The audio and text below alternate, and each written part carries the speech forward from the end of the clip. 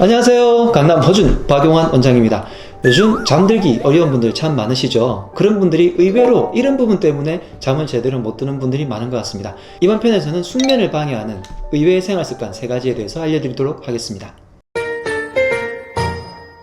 스코틀랜드에는 나이트캡이라는 문화가 있었습니다. 나이트캡이 뭐냐면 저녁에 잘 때 머리가 시려서 잠을 못 주무시는 분들 있잖아요. 그럴 때 쓰는 모자를 말하기도 하고요. 두 번째 의미는 뭐냐면 저녁에 위스키 한 잔 딱 털어놓고 바로 잠드는 거예요. 이것을 나이트캡이라고 부르기도 합니다. 그런데 잠을 자기 위해서 이렇게 술을 마시는 거 과연 좋은 걸까요? 잠을 자기 위해서 술 한 잔 정도는 괜찮다라는 의견들이 많긴 합니다. 특히 잠들기가 어려우신 분들은 술을 한 잔 딱 마시고 나면 잠들기가 훨씬 더 좋아지죠. 그런데 이때 주의해야 될 것이 있습니다. 잠들기는 쉬운데요. 잠을 들고 나서 우리는 깊은 잠을 자기를 원하죠. 그런데 술을 먹고 잠을 들게 되면 깊은 잠에 좀 방해되는 경우가 있어요. 물론 술이라는 것이 한 잔 정도만 드시게 되면 혈액순환에도 좋기 때문에 도움이 되는 경우가 있긴 하지만 대부분 술을 드시는 분들이 한 잔만 딸랑 이렇게 먹는 경우는 좀 드물죠. 그리고 또 하나 몸속에서 염증을 좀 일으키기 때문에 위험이 있으신 분들은 속을 조금 불편하게 만들거나 특히 코골이가 있으신 분들, 코 뒤쪽에 벽에 염증이 있어서 비염을 유발하거나 해서 코골이를 더 많이 유발시키기 때문에 깊은 잠을 방해를 하게 됩니다. 무엇보다 술을 마셔서 잠을 자꾸 드는 습관을 들이게 되면요, 알코올 의존성이 되기 때문에 굉장히 주의를 하셔야 돼요. 그래서 술을 마시고 잠을 드는 것은 어쩌다 한번 내가 너무 뒤척이거나 할 때 한 번쯤은 해볼 수도 있다 라는 정도로요, 술을 마시고 잠드는 것을 계속해서 반복하는 것은 절대 금물로 여기시면 될 것 같습니다.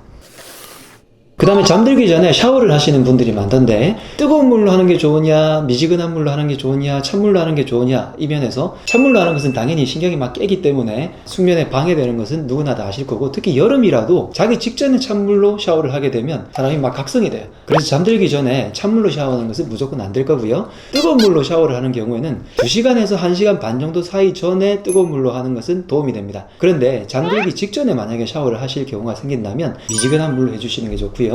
그 이유가 뜨거운 물로 체온을 올려놓으면 잠들 때는 체온이 살짝 평균보다 떨어져야지 빨리 잠이 들거든요. 그래서 뜨거운 물을 바로 잠들기 직전에 하게 되면 체온이 너무 높아져 있기 때문에 잠들기 적절한 온도로 내려가는데 시간이 조금 더 걸리기 때문이에요. 그래서 자기 전에는 미지근한 물로 5분에서 길면 15분 정도 사이로 샤워를 하고 주무시면 훨씬 더 수면의 질이 높아진다는 연구 결과가 많습니다.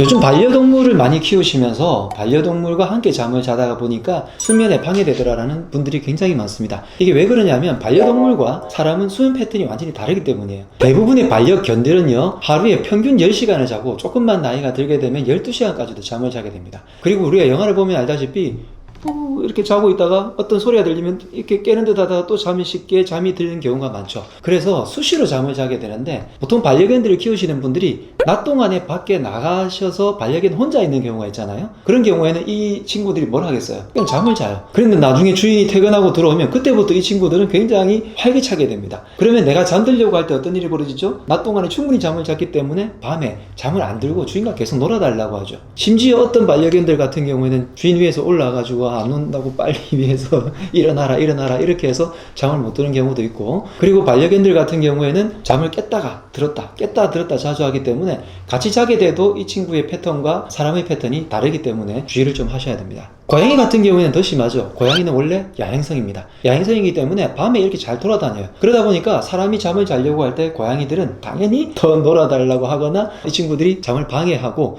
심지어 어떤 기사에서는 사람이 잠을 자는데 위에 올라와서 쉬를 했다는 그런 기사도 본 적이 있습니다. 그게 고양이를 인터뷰를 해서 알 수는 없지만 어쨌든 수면과 조금 관계된 일이 아닐까 생각을 해봅니다. 그래서 반려견이나 반려묘들을 이렇게 키우시는 분들 같은 경우에는 배변 훈련은 굉장히 신경 쓰시는데 수면 패턴에 관한 훈련도 함께 하셔야 본인이 수면을 제대로 챙기실 수 있습니다. 자, 이번 편에서는 수면에 주의해야 될 생활습관 3가지에 대해서 알려드렸는데, 첫 번째, 술은요, 그런 문화가 있었다는 것은 그만큼 효과가 조금 있다는 뜻이기도 하지만 반드시 알코올 의존이 되지 않도록 주의를 꼭 기울이셔야 하고요, 잠이 너무 뒤척일 때 한 번쯤 해볼 만한 정도로 생각하시면 될 것 같습니다. 두 번째, 샤워 같은 경우에는 한 2시간 전에는 뜨거운 샤워를 해도 되지만 잠들기 직전 같은 경우에는 약간 미지근한 물로 샤워를 5분에서 15분 사이로 해주시고요, 반려견을 키우거나 반려묘를 키우시는 분들 같은 경우에는 수면 패턴이 다르기 때문에 그 수면 패턴을 서로 맞출 수 있도록 하거나 떨어뜨려서 잠을 잘 수 있도록 노력해 주시는 게 좋겠습니다. 정보가 좋으셨다면 구독, 좋아요, 알림 설정해 주시고요, 필요한 분들께 공유해 주세요. 지금까지 강남 허준 박용환 원장이었습니다. 건강하랑!